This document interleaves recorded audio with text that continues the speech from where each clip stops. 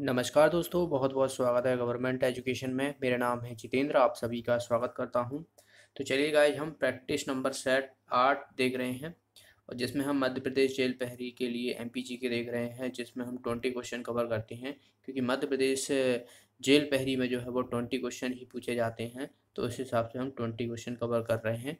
और इससे पहले कि अगर आपने वीडियो नहीं देखे तो यहाँ पर एक आई का बटन आ रहा होगा, उस पर क्लिक करके देख सकते हो। बाकी आप प्लेलिस्ट में जाके नहीं तो वहाँ से भी आपको सारे वीडियो एक साथ मिल जाएंगे। तो चलिए गाइज, हम क्वेश्चन डिस्कस करते हैं और आपके कितने सही निकले एक टेस्ट की तरह दीजिएगा और कितने सही निकले कमेंट बॉक्स में ज़रूर बताइएगा। तो चलिए देखिए, फर्स्ट क्वेश्चन की तरफ मूव करते हैं। पहला क्वेश्चन है कि पवित्र शहर महेश्वर किस जिले में स्थित है। ऑप्शन है खंडवा, इंदौर, बुरहानपुर, खरगोन। तो इसका आंसर क्या हो जाएगा? खरगोन। खरगोन में जो खरगोन को जो है हम पश्चिमी निमाड़ के नाम से भी जाना जाता है, तो ये वहीं पर है। महेश्वर में एक जलप्रपात है, सहस्त्रधारा जलप्रपात, जो कि नर्मदा नदी बनाती है, तो ये भी आपको याद रखना है। और यहाँ पर देश का पहला मोबाइल बैंक स्थापित किया गया था, कहाँ पर? महेश्वर में। तो ये भी आपको याद रखना है, खरगोन में जो है वो किया गया था। चलिए अगला क्वेश्चन देखते हैं। मध्य प्रदेश में सबसे ज़्यादा कौन सी बोली लोगों द्वारा बोली जाती है, यानी कौन सी भाषा जो है बोली कौन सी जो बोली जाती है। ऑप्शन है बुंदेली, बघेली, निमाड़ी या मालवी। तो इसका आंसर हो जाएगा बुंदेली, जिस बुंदेलखंड कहते हैं, तो वहाँ पर जो है ये जो है वो मध्य प्रदेश में सबसे ज़्यादा बोली जाती है। तो ये आप मैप देख सकते हो, तो ये वाला जो क्षेत्र है यहाँ पर, तो मध्य प्रदेश से हम बुंदेलखंड कहते हैं, तो यहीं पर सबसे ज़्यादा बोली जाती है। बाकी ये तो मध्य भारत का पठार हो गया, ये मालवा का हो गया, रीवा पन्ना हो गया, बघेलखंड हो गया, नर्मदा सोन घाटी, मैकाल श्रेणी। तो ये सब जो है आपको याद रखना है। तो मोस्टली जो है वो बुंदेली भाषा दतिया हुआ, ग्वालियर का कोई हिस्सा हुआ, भिंड मुरैना के थोड़े हिस्से में, दमोह, नरसिंहपुर, सागर, छतरपुर, अशोकनगर, तो इन जगह जो है ये बोली जाती है। चलिए अगला क्वेश्चन देखते हैं। निम्नलिखित में से कौन सी जगह यूनेस्को की विश्व धरोहर नहीं है।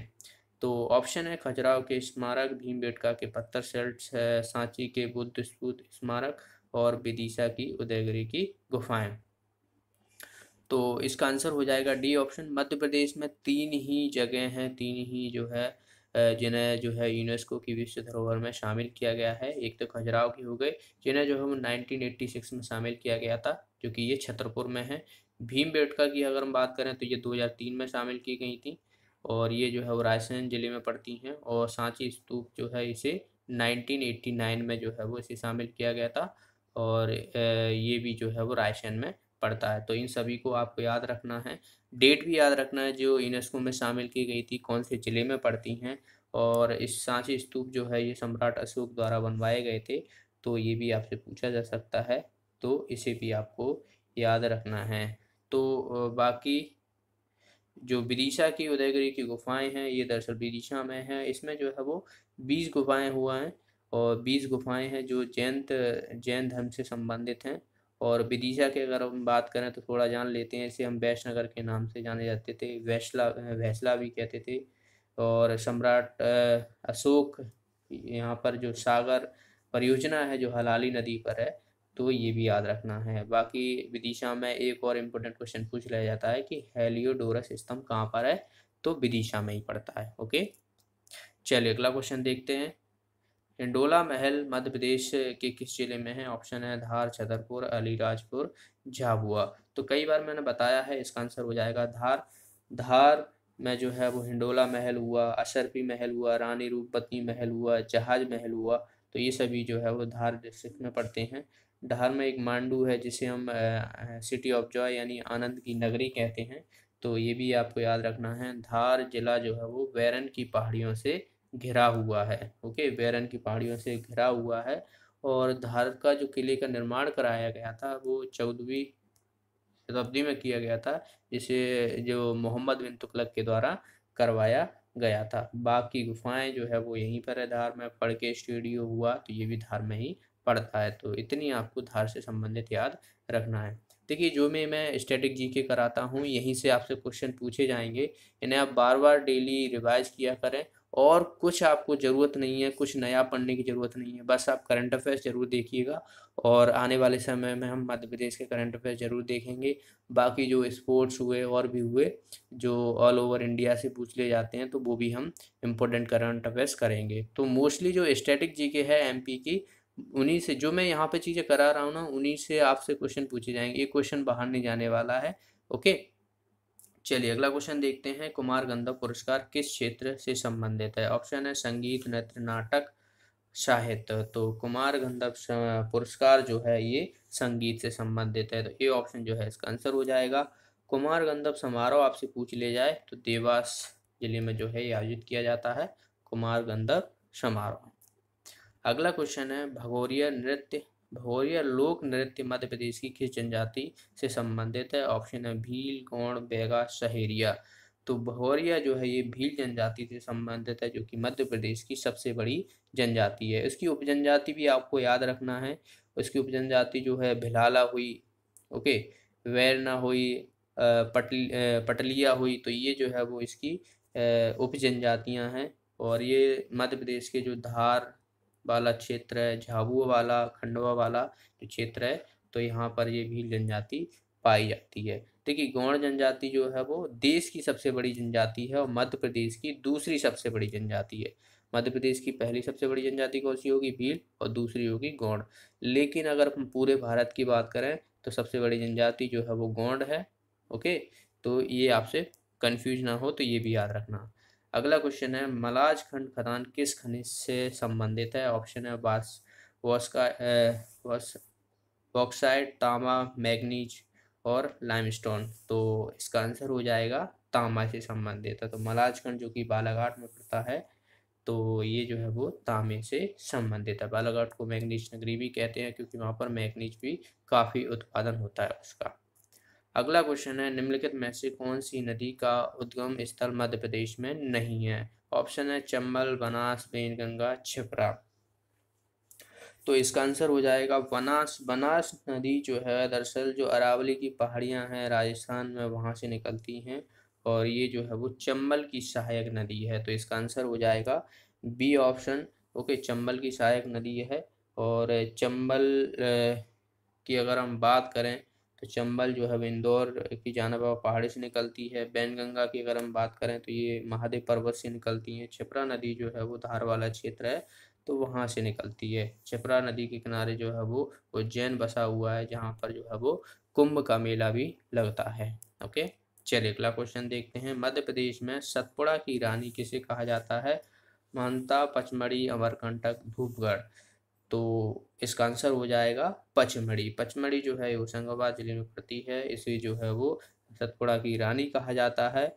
और यहाँ की जो सबसे ऊंची चोटी जो है वो धूपगढ़ ही है, जिसकी जो है वो 1350 मीटर जो है इसकी ऊंचाई है। तो याद रखना है। पचमढ़ी में जो है होंडी खो हुआ, तो ये भी है, याद रखना है। ये मध्य प्रदेश का बायो रिजर्व क्षेत्र भी है, बायोस्फीयर रिजर्व क्षेत्र पचमढ़ी। ओके, अगला क्वेश्चन है यहाँ पर Indian institute of forest management कहाँ पर है? ऑप्शन है इंदौर, भोपाल, ग्वालियर, छिंदवाड़ा। तो Indian institute of forest management जो है ये भोपाल में स्थित है। तो इसका आंसर हो जाएगा बी ऑप्शन। भोपाल के बारे में काफ़ी चीज़ें याद रखनी है, जैसे राजा भोज की नगरी कहते हैं भोपाल को, तालों का शहर कहते हैं, तालाबों का शहर। ओके, ऐशबाग स्टेडियम हो गया, यहाँ पर इंदिरा गांधी मानव संग्रहालय है, भारत भवन, रविंद्र भवन, मिंटो हॉल और वन विहार नेशनल पार्क हो गया। और जो भोपाल गैस ट्रेजेडी हुई थी 2-3 दिसंबर 1984 को, तो मिथाइल आइसोसाइनाइड गैस जो है यहाँ पर रिसाव हुआ था। और जो कंपनी का नाम था यूनियन कार्बाइड था, यूनियन कार्बाइड फैक्ट्री थी, जिसमें जो है वो मिथाइल आइसोसाइनाइड गैस का रिसाव हुआ था। और इन सब से बचने के लिए जो मिसाइल साइनाइड गैस थी, तो इनके लिए एक ऑपरेशन चलाया गया था। ऑपरेशन का नाम याद रखना है आपको, ऑपरेशन फेथ। ओके, तो इतना आपको याद रखना है। अगला क्वेश्चन है यहाँ पर कौन सी परियोजना मध्य प्रदेश और महाराष्ट्र की संयुक्त परियोजना है? ऑप्शन है उर्मिल, माही, बनसागर, बामनथड़ी। तो इसका आंसर हो जाएगा बामनथड़ी। डी ऑप्शन जो है इसका आंसर हो जाएगा।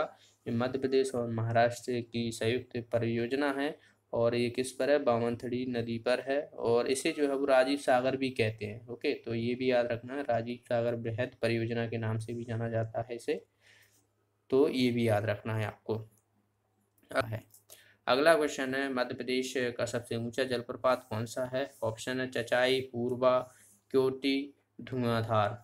तो इसका आंसर हो जाएगा चचाई जलप्रपात। चचाई जलप्रपात जो है ये रीवा जिले में है, और ये जो है वो बेहड़ नदी पर है। इसकी जो टोटल लेंथ अगर हम देखें, ऊंचाई जो देखें, लेंथ नहीं ऊंचाई जो देखें, तो 130 मीटर है, जो कि मध्य प्रदेश का सबसे बड़ा सबसे ऊंचा जलप्रपात है। रीवा में जो है वो इसे सबसे पहले सफ़ेद टाइगर देखा गया था, और इसीलिए हम जो है सफ़ेद शेरों की भूमि जो है वो रीवा जिले को कहते हैं।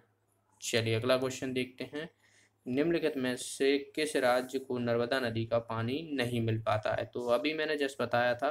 देखिए ऑप्शन है राजस्थान, महाराष्ट्र, गुजरात, तो छत्तीसगढ़। ओके, तो छत्तीसगढ़ जो है इसका आंसर हो जाएगा। बाकी आप देख सकते हो यहाँ पर ये थोड़ा थोड़ा जो है वो ये सभी को मिलता है। ओके, तो छत्तीसगढ़ आप देख सकते हो इस तरफ पड़ता है, नर्मदा नदी इस तरफ बहती है, तो ऑप्शन वैसे भी आप वेरीफाई कर सकते हो यहाँ पर। अगला क्वेश्चन है यहाँ पर कि महाभारत में चर्मवती किस नदी को कहा जाता है? ऑप्शन है क्षिप्रा, चंबल, नर्मदा, बेतवा। तो इसका आंसर हो जाएगा चंबल नदी को कहा जाता है। और चंबल नदी की अगर हम बात करें तो ये राजस्थान और मध्य प्रदेश की सीमा बनाती है, और इसकी जो है यमुना नदी की सहायक नदी है, और इसकी लेंथ अगर आपसे पूछ लिया है तो 965 किलोमीटर के करीबन जो है इसकी लेंथ है चंबल नदी की। अगला क्वेश्चन है, मध्य प्रदेश में एवेस्टिस का प्रमुख उत्पादक जिला कौन सा है? ऑप्शन है झाबुआ, शिवपुरी, सतना, ग्वालियर। तो इसका आंसर हो जाएगा झाबुआ। झाबुआ जिले में जो है वो एवेस्टिस का प्रमुख उत्पादन है, और झाबुआ जिले से क्वेश्चन काफ़ी पूछा जाता है कि जो कड़कनाथ मुर्गा की प्रजाति है वो कौन सी जिले में पाई जाती है? तो झाबुआ में पाई जाती है, चूँकि काले कलर का रहता है, और जिसे जो है वो जीआई टैग भी मिला है। ओके, तो ये भी याद रखना है आपको। झाबुआ में विश्व की सबसे पहली जो भीली भाषा की फिल्म बनी थी, फैसला, तो ये झाबुआ में ही बनी थी, ये भी आपको याद रखना है। नेक्स्ट क्वेश्चन है यहाँ पर, इकबाल पुरस्कार किस क्षेत्र से संबंधित है? किस क्षेत्र में दिया जाता है? ऑप्शन है सामाजिक सद्भावना, धर्मनिरपेक्षता, उर्दू लेखन, या निम्न में से कोई नहीं। तो इसका आंसर हो जाएगा सी ऑप्शन, उर्दू लेखन में दिया जाता है। नेक्स्ट है यहाँ पर, डुगरी किस राष्ट्रीय उद्यान का पुराना नाम है? ऑप्शन है संजय गांधी राष्ट्रीय उद्यान, बांधवगढ़ राष्ट्रीय उद्यान, कान्हा राष्ट्रीय उद्यान, माधव राष्ट्रीय उद्यान। तो इसका आंसर हो जाएगा ए ऑप्शन, संजय गांधी राष्ट्रीय उद्यान को जो वो पहले डुगरी के नाम से जाना जाता था, लेकिन अभी आपको ये करंट में ये वाला नाम याद रखना है, जिसकी स्थापना 1981 के करीबन जो है हुई थी, और ये जो है वो सीधी जिले में पड़ता है। ओके, सीधी जिला है वहाँ पर पड़ता है। बाकी बात करें बांधवगढ़ जो है ये कहाँ पर है? उमरिया कटनी में है। कान्हा हुआ मंडला बालाघाट में, बांधवगढ़ हुआ तो ये माधवगढ़ हुआ तो ये शिवपुरी में। ओके, तो इनके जो है जिले भी आपको याद रखना है। कान्हा जो राष्ट्रीय उद्यान है ये मध्य प्रदेश का सबसे बड़ा राष्ट्रीय उद्यान है, तो ये भी याद रखना है। नेक्स्ट है यहाँ पर, पातालकोट घाटी मध्य प्रदेश के किस जिले में है? छिंदवाड़ा, बैतूल, बालाघाट, ग्वालियर। तो इसका आंसर हो जाएगा छिंदवाड़ा में है, और छिंदवाड़ा में देश का पहला मसाला पार्क भी स्थापित किया गया था, और यहाँ पर एक परियोजना है पेंच ताप विद्युत परियोजना, तो ये छिंदवाड़ा में ही है। नेक्स्ट है, मध्य प्रदेश के पहले मुख्य न्यायाधीश कौन थे? Justice M Hidayatullah, justice Katju, justice Khanwilkar, इनमें से कोई नहीं। तो इसका आंसर बहुत ही आसान है, जस्टिस एम हिदायतुल्ला जो थे मध्य प्रदेश के पहले मुख्य न्यायाधीश थे। ओके, तो ये थे 20 क्वेश्चन। आई होप आपके बहुत सभी क्वेश्चन सही होंगे। अगर आपका एक आध क्वेश्चन, दो चार क्वेश्चन भी गलत होते हैं तो बिल्कुल भी डिमोटिवेट मत हुई है। अभी हम और भी प्रैक्टिस करेंगे, काफ़ी सारे सेट जो हम प्रैक्टिस करेंगे। देखिए मेरा जो कोशिश रहती है कि आपको डेली के वीडियो प्रोवाइड कराऊं, तो 2 वीडियो जीके के तो नहीं हो पाएंगे, क्योंकि मुझे भी थोड़ा काम रहता है। तो मोस्टली मेरी कोशिश रहती है कि आपको डेली का एक वीडियो जो है वो जीके का प्रोवाइड करा सकूँ। ओके, तो आज की इस वीडियो में इतना ही। वीडियो अच्छा लगा, इन्फॉर्मेटिव लगा हो तो वीडियो को लाइक और शेयर जरूर करना, और जो भी साथी नए हैं चैनल को सब्सक्राइब कर लेना और बेल आइकन पर जरूर प्रेस करना, जिसके माध्यम से आपको वीडियो का नोटिफिकेशन मिलता रहेगा। तो मिलते हैं अगली वीडियो में। Thanks for watching the video. Have a nice day.